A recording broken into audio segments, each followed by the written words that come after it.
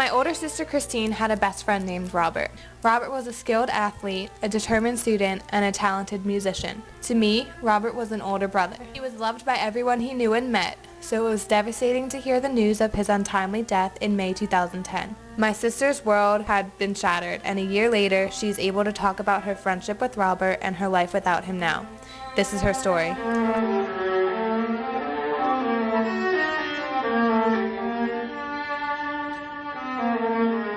Robert was one of the best people I have ever and will ever meet. He was one of those guys that lit up a room the minute he walked in and made it a lot louder too. He was always yelling or laughing or singing. He just had this way of making everyone around him feel good. He was a loving son and brother, a talented musician and athlete, and my best friend. He was like part of my family, someone that I will never be able to forget. Robert was someone who lived life to the fullest. He was extremely involved at Wooten High School as an athlete running varsity track and cross country all 4 years, an outstanding student participating in the Humanities and Arts program, and as a musician playing violin in his church in a highly elite musical program, and performing with the chamber singers and the Supertonics, an a cappella group.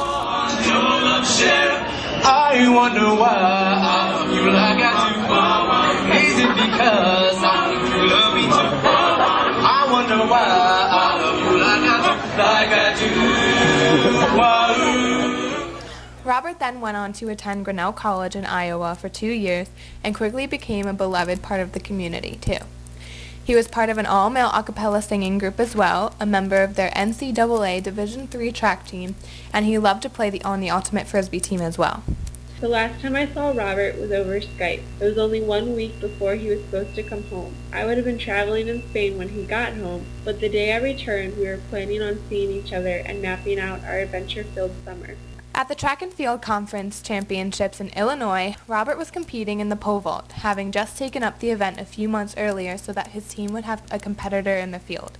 Robert was at his first real competition. His warm-up tries had seemed a little shaky, but he was still determined to compete. Tragically, when he vaulted in competition, he landed awkwardly and skidded across the mat just before hitting his head on the concrete.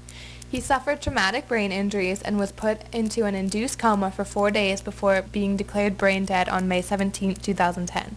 I was having a great time with a sorority sister in Alicante, Spain, when I heard about the accident. I was walking home from grabbing some dinner when I called home to say hello to my family. My mom got on the phone and right away told me that Robert had been in an accident and it didn't look good. At that moment, I just started praying to God that he let Robert live. My mom had told me that his family was reading Facebook messages to him in the hospital, so I sent Robert a long message telling him that he couldn't leave me because he meant way too much to me and everyone else that he had ever met. The memorial service was scheduled for after I returned from my trip, so I was able to stay with Dylan, although it was extremely difficult being away from home.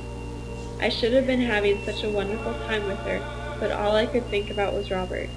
Driving home from the airport when I got back to the States, we passed Robert's house, and I just lost it. It was all so surreal.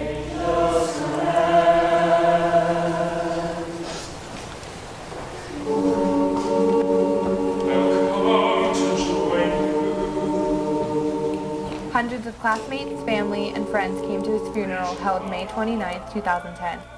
The high school a cappella group Robert was a part of sang at the service and even sang Robert's signature song, Danny Boy.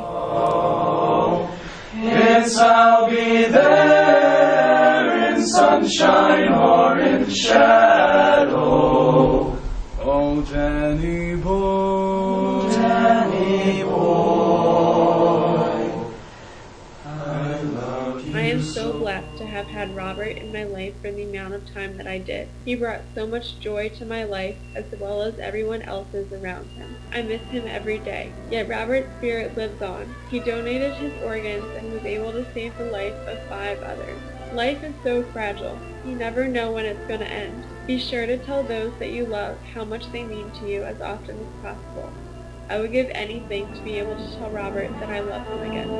He lived life to the fullest and was such an inspiration to me, my sister, and all of those he touched. He brought meaning to life. His untimely death was awful, but for those of us who knew Robert, we have all been changed for the better.